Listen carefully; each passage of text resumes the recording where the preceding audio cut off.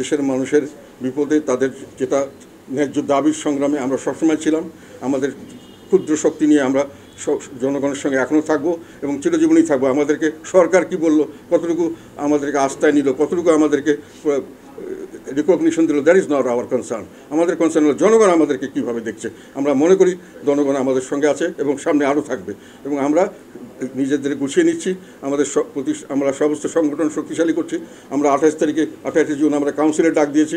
আমরা এগুলোর মাঝখানে এবং এই সমস্ত দাবি দেওয়া যেগুলো জনগণের মনের কথা সেগুলো তুলে ধরে জনগণের সামনে যাব এবং যত বাধা বিপত্তি আসুক আমরা ইনশাল্লাহ জনগণের সমর্থন নিয়ে সামনের দিকে শক্তিশালী দল হিসেবে আবির্ভূত হব। সামনের নির্বাচনের প্রস্তুতি নিচ্ছি এবং সামনের দিকে আমরা আন্দোলনের জন্য প্রস্তুতি নেব। অবস্থা বুঝে ব্যবস্থা করা হবে। যেহেতু আমাদেরকে একেবারে অন্যায়ভাবে আমাদের উপর যদি কোনো আঘাত করার চেষ্টা করে নিশ্চয়ই আমরা প্রতিঘাত করব এবং এটাই স্বাভাবিক। আমাদেরকে যদি বাধাগ্রস্ত করা হয় আমরা প্রতিবাদ গড়ে তুলব, প্রতিরোধ গড়ে তুলব এবং আমরা জনগণের সঙ্গে নিয়ে যে কোনোভাবে অন্যায়ের বিরুদ্ধে অবস্থান নেব এবং জয়ী হব ইনশাল্লাহ। কাজে উনি আমাদেরকে হিসাবের মধ্যে আনছেন না। আমরা একটা রেজিস্টার্ড পার্টি। আমরা সবসময় পার্লামেন্টে আমাদের একটা রিপ্রেজেন্টেশন আছে, দলের সব জায়গায় আমাদের ভোট আছে, সমস্ত দেশব্যাপী আমাদের সংগঠন আছে। সেখানে উনি আমাদেরকে কোনো রিকগনাইজ করতে চাচ্ছেন না। তাতেই আমি বলছি বর্ণবাদী নীতি যেটা সাউথ আফ্রিকায় ব্ল্যাকদের উপরে করা হয়েছিল, হোয়াইটরা করেছিল।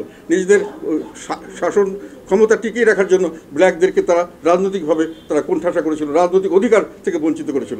আমাদেরকে সেই একই ব্যবহার করাচ্ছে। এমনকি প্রেসে পর্যন্ত, গণমাধ্যমে আমাদের মিডিয়াতে আমাদের কোনো কাভারেজ করা হয় না। যারা দিতে চায় তাদেরকে নানানভাবে বাধাগ্রস্ত করা হয়। ফলে বিভিন্নভাবে আমরা মনে করি যে এই সরকার নিবর্তনমূলক আইন করছে, বিভিন্ন ধরনের অত্যাচারমূলক কাজ করছে এবং এটার উদ্দেশ্য হলো তারা যাদেরকে বৈষম্যের শিকার করতে চায়, যাদেরকে তারা বর্ণবাদের শিকার করতে চায়, তারা সেই শিকারে আমরা শিকার হচ্ছি।